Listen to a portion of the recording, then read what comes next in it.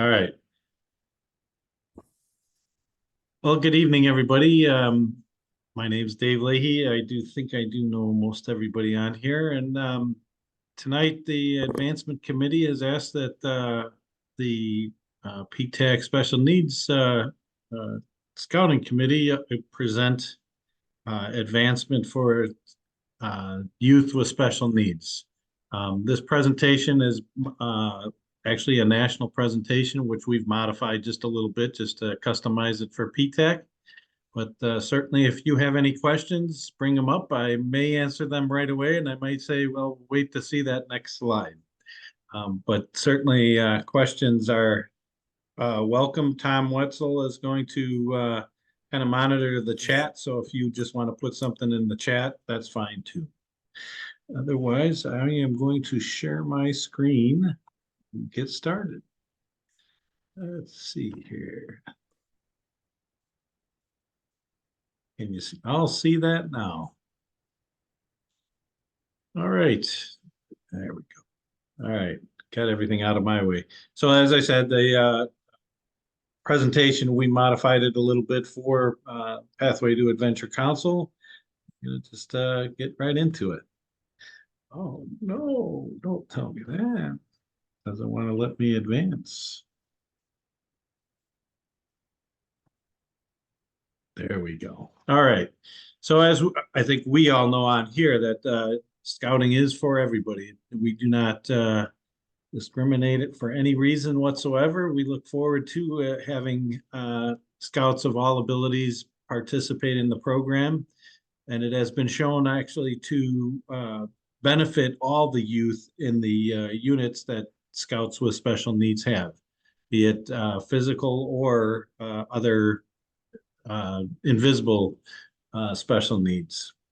It is, as I said, a very good thing for the whole unit, not just for the scouts with special needs, but it certainly does provide for them an opportunity to get better social skills and also build confidence in themselves. It certainly goes on beyond just scouting. It gives them skills that they can use for the rest of their life, just like the other scouts in the unit. So there are all kinds of different disabilities, physical ones, definitely ones we can see, others that don't manifest themselves in any way that we can visibly see them. I'm sure, I believe everybody here is familiar with ADD or ADHD and autism, but there are all kinds of other ones that can certainly impact a scout's ability to participate. And for sure,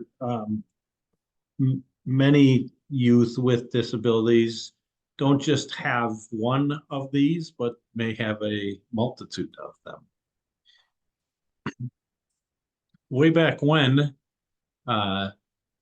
it was Lord Baden-Powell's desire to have everybody participate in scouting, and this quote comes from way back from Baden-Powell in the early days of scouting, and straight from him, that scouting helped by giving scouts with disabilities an opportunity to prove to themselves and to others that they can do things and difficult things for themselves. So it's not just that special needs scouting is really new to the program. It's been around for quite some time, but certainly there's been more emphasis recently for all of us.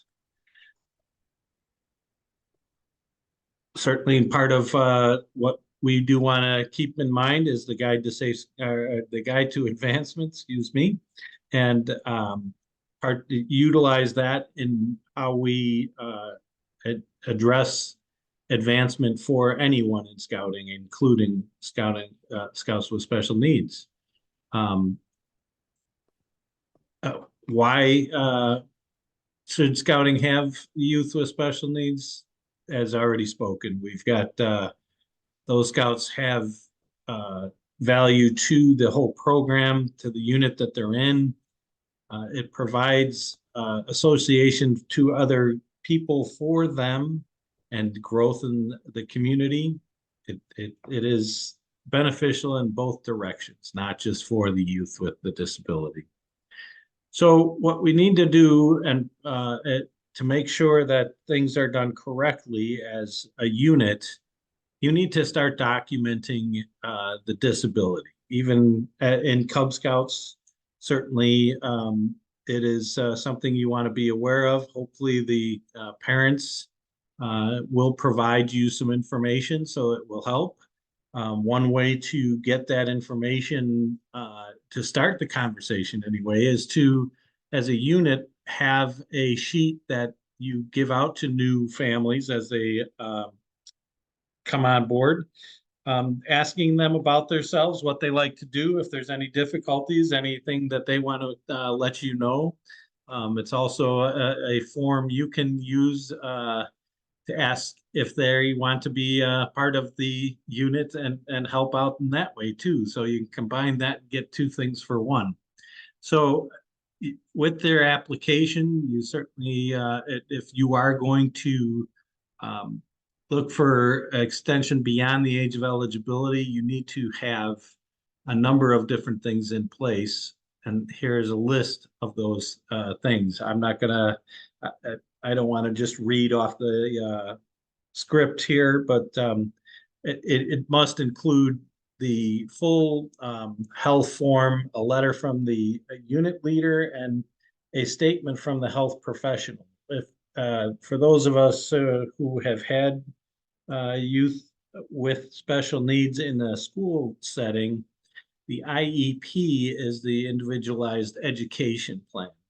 So in scouting, there's what we refer to as the ISAP, the Individual Scout Advancement Plan, which if there is an IEP present in school, it's very beneficial to have that information when creating the ISAP. So these are a list of the things that as a unit that you want to collect before coming to council to be asking for eligibility beyond the age. So here's just a flow chart of what we just kind of described. It starts certainly with the parents and the leader describing the disability, getting the assessment, adding along the IEP if you've got one of those, being able to describe the scouts' strengths and limitations is very beneficial for the advancement team when they're taking a look at all of this. So the more information you can provide, the better. And if everything is put together, the disability is documented, and the advancement team and the executive council can allow for a youth to be either a scout for at a certain level for life, or beyond the age of eligibility is the formal term. And there are other things that can happen if that isn't required too, as we'll get into a little bit further down the presentation. So registration beyond the age of eligibility is in the Guide to Advancement in sections 10.1 and 10.1.02. And it's got to be a permanent and a severe disability. Now, what that actually means is that it will, it has to be described by a doctor as something that's just not temporary, that, as a result of like a broken arm or, something of that nature, but something that is definitely impacting the ability of the youth to function in as most typical kids. The arrangement, if you do get registered beyond the age of eligibility, that arrangement is permanent. Of course, there are exceptions to that rule, but we'll stay away from those for now. But that can be changed. The form number is there. The process for getting the age of eligibility beyond for any program in scouting is the same, and it must be approved by the council executive board or their designee, which is typical in council. Here it does, I believe, get signed off by Jeff Isaac, but it is through the recommendation of the advancement committee. So this again is just a flow chart of the way things will go. If the individual does qualify, then and have a qualifying disability, then everything needs to follow through with the paperwork. It comes on to council. And then if it is approved, there's a code that is put into the system that allows for that individual to be looked at as a scout at whatever level is selected permanently. As long as they stay registered, they will stay as a youth. Does that make sense? Any questions about that?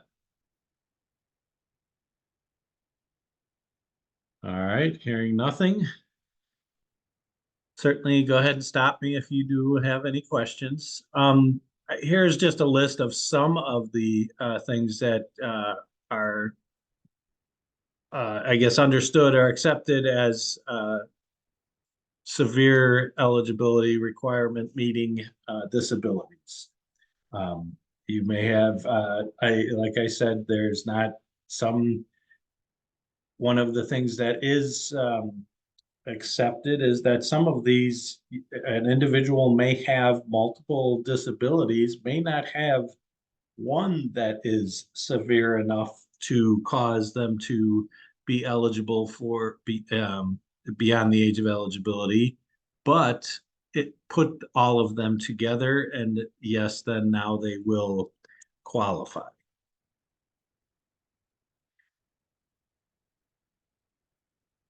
Oh, pardon me. So if a scout is unable to accomplish the requirements as they are written for whatever reason, there are alternate requirements available.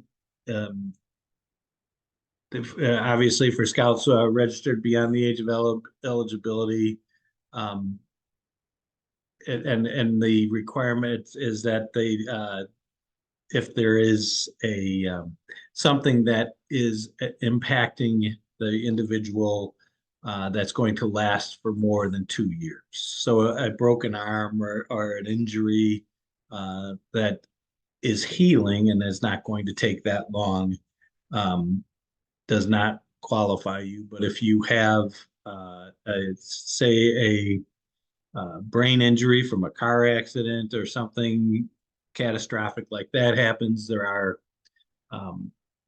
other that would make you eligible. So on Cub Scouts, certainly there isn't really much modification that is done, because what is the requirement for any of the different things in Cub Scouts? It's do your best, right? And that's interpreted by the either the den leader or the Cub master. So for the most part, this is all handled at the unit level. Certainly parents are involved and can help with the making sure that things are going along well for the individual and that they are doing the best. In Scouts BSA and in venturing in Sea Scouts, it's a little different, right? So with rank advancement, you're supposed to do things as written, no more, no less. But certainly there can be modifications made for Scout, Tenderfoot, second class, and first class if you follow the guidelines and go through the advancement committee to get their approval. It must go through council and be approved by the council advancement committee. That's what we are, one of the messages that we as the special needs scouting committee are trying to get out along with the advancement committee themselves to units, because we see this as something that could backfire or cause problems down the line for some scouts as they're approaching their eagle if things have not been handled appropriately. So if they are looking at alternate requirements, they have to look at if the disability exists, pretty much the same documentation, come up with some alternative. The unit can come up with some alternative requirements, propose them to the advancement committee. The advancement committee then can take a look at it first and determine if they feel that the individual is eligible for the modification and if the modification is appropriate. Because they still want whatever they to meet the requirement of the advancement and be challenging for the youth. It's just not a check in the box. It should be something that challenges them also. So if I mean, certainly if there is some, they may come back to the unit and say, we don't feel that what you have selected is appropriate, but we do feel that this individual is eligible for a alternate, and they may come back with different options. So in the merit badge situation, if for those of us on here who are merit badge counselors, we know that anything that is in a merit badge has to be performed as described, and it cannot be modified. No merit badge requirements can be modified by anyone. They have to be completed as written. So, but the option here is that they come up with alternate merit badges for those that are Eagle required specifically for an individual who may not be able to do, say, swimming or cycling for whatever reason. They'll come up with a different type of different merit badge that meets the challenge for that youth, and we'll substitute that. But that certainly all has to be documented appropriately through the advancement committee and through council, so that when it comes time for the individual to put in their application as an Eagle, it does get approved, and not saying that they didn't complete all the merit badges needed. So when it comes to boards of review, what can we do? Obviously, there is flexibility. What the recommendations here are is that somebody give some feedback to the board prior to the youth coming into the room. If appropriate, an adult can, a parent or somebody else can participate in the board of review. Some people have questioned that, but that is part and explained clearly in the Guide to Advancement. And it sometimes will help that a scoutmaster and assistant scoutmaster attend, which is not typical for most youth, but it may be something that is useful in the advancement for somebody with special needs. So some of the things that you as a leader or may run into is that one of the big ones we have run into is parents who don't want to inform the unit of the needs of the individual, or that they want to accept that they have an issue to deal with. If the other is maybe it isn't appropriate for the youth with special needs to be in a regular unit, that they could function better in a special needs scouting unit, which there are a few around in PTAC. There aren't a lot that we are aware of right now. But there are a few, and for some, especially those that are beyond the age of eligibility, and it is more appropriate for them to be around like aged people than it is to have somebody who's 35 plus or whatever, with youth that are 12 and 14 years old, right? Um, there might be behavior issues too, so that those are certainly not going to be, there has to be boundaries there too, and scouting needs to be safe for everybody. It's there's no accepting, and certainly if there's issues that can be addressed, even with any youth. Obviously, there's ways we address those kinds of things. It's no different with a youth with special needs. Certainly, with for those of us understand, with some kids, especially those with autism, are get overwhelmed by a lot of stimulation. That there are way and as a result, then get if they're especially nonverbal, they will lash out. And there are certainly ways that when we see those kinds of things starting to happen, um, we can reduce the pressures and the anxieties by removing that person, that youth, to a away from all the noise, a quiet space, relaxing space, and address those things that. Um, there are also times where there may be activities that not all the participants can participate in based on whatever the disability is, be it a physical one or other anxiety and things that keeps them from being active in that particular event or whatever event they're working on or skill. But we do want to try and make sure we keep that in mind when we're planning events to be as inclusive as possible. The last thing there is medication. That's a touchy subject, certainly, especially for the very young. You want to make sure that there is somebody who is tracking that and making sure that medication is being taken if it's required, and they're prescribed it.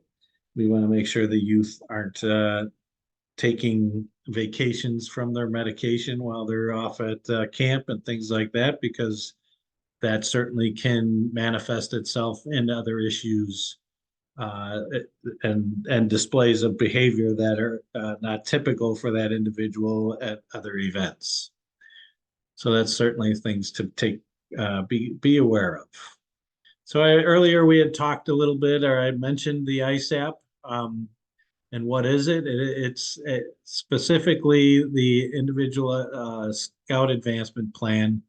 It follows along with what an IEP is in schools, and it gives a method or a plan for parents and the leadership on it, how a individual scout can advance and move forward in scout. There is a form that is available. We've got it in our PTAC, or you can get it off the national website. Able Scouting has it. It's available if you were to just Google the ISAP form. It'll pop up for you. There are many resources that should be utilized by a unit and the Scoutmaster and committee. It doesn't have to be a one person task. The more, as we all know, more hands make light work, right? And when you have these types of situations, use all the resources that you can. Certainly the special needs scouting committee is here to help. There is a champion in every district. And if we don't have the answer, we certainly usually can find somebody who does. So here's a list of many resources. I'm not going to read them all off. If you go check on some of these, they will certainly answer a lot more questions than what I have. So I've got a few scenarios here, and I'm going to pop up and ask you to jump in and somebody give us an answer to it. So you have a scout who's permanently uses a wheelchair and he needs to hike and wants to join his troop for a day hike.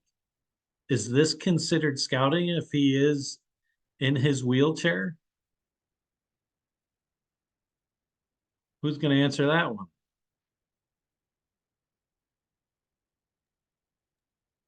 I would think so. I Why? was thinking, well, he's doing the best he can, first of all, and he's still participating in the troop day hike, even though he's in a wheelchair. I mean, come on. For him, that's his mobility, or for that individual, it's their mobility, isn't it? I would, It, that's his it- method. absolutely. And 100%, you are correct. Get yourself a candy cane or a piece of world's finest chocolate. There you go. All right. Let's go to, there you go. There's proof. That's his mode of transportation. All right, let's go to scenario 2. So he's well on his way to Eagle. The scout is planning on finishing by the time the scout is 17 and a half, but at 17 is in an automobile accident. The scout is in the hospital and then rehab for 6 months and cannot participate in scouts. Might the scout qualify for an extension of time for his Eagle rank? Who's going to take that one? I'll jump in.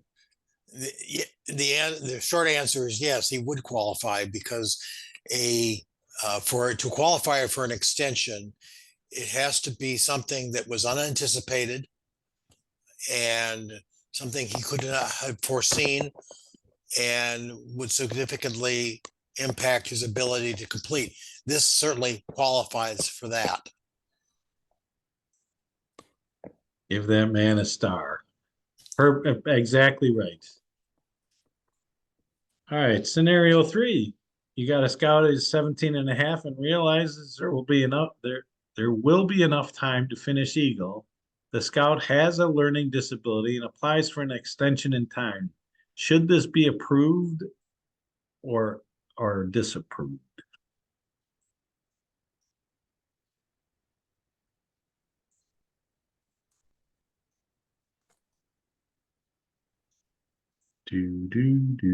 Should that say will be or should it say will not be?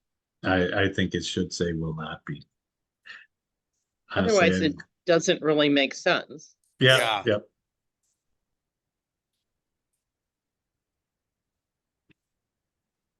Oh, maybe. All right. So yes, I do believe that should have said will not. Um, Depending on how severe the learning disability is, as I spoke earlier, if it's not severe, then it does not qualify. But if there is a severity that meets the qualifications and is documented through the medical situation and everything else, then yes, he would be. All right. A blind scout reports completing astronomy merit badge. You ask the scout how the youth identified constellations. The scout replies that the merit badge counselor punched holes in the paper plate, held them over the scout's head outside at night in the right place for the night sky, and the scout felt the holes in the plate to identify the constellation. Should this be acceptable?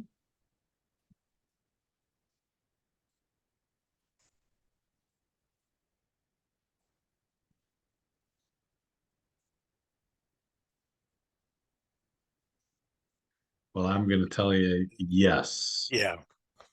That makes sense to everybody. It's no different than honestly than the individual in a wheelchair. You are completing for them what the requirement is that they're identifying the constellation based upon how they can do it. So that is a reasonable level of assistance. So in summary, disabilities doesn't mean that they can't do things, that they just have different abilities. And every one of us have something. There's no question about it. Um, and every youth that has a disability, all they do want is the same thing that every other youth wants, to fit in, have fun, and enjoy themselves, right? What our job as leaders is to provide the necessary tools for them to be able to do that. And I appreciate what you guys all do to make that happen. So we certainly strive here at PTAC to provide that, and that's what Scouting itself is trying to do. Since its founding in 1910, the Boy Scouts of America has had fully participating members with physical, mental, and emotional disabilities. James E. West, the first Chief Scout, was a person with a disability. Although most of the BSA efforts have been directed at keeping such boys in the mainstream of Scouting, it has also recognized the special needs of those with significant disabilities. So here is our website or our downloadable access to these documents is available from the Disability Awareness National website and the Autism Empowerment website. Able Scouting is also another great resource for different things that you can use for assisting scouting and assisting yourselves with providing the needed things for a youth with different abilities. Additional resources. There's our email site down on the bottom. We're trying to actually get a scouting.org one, but we do not yet. So ptac.sns, scouting is special needs scouting at gmail.com. We do have a number of different things at that file store. If you are looking for resources here, reach out to any one of us. We can always help you out. Any other questions, comments? I know I went a little quick, but I'll add one thing, and because it's something we haven't talked about, and I get questions occasionally from leaders, and it has to do with, it's special needs is not just about the scout with special needs.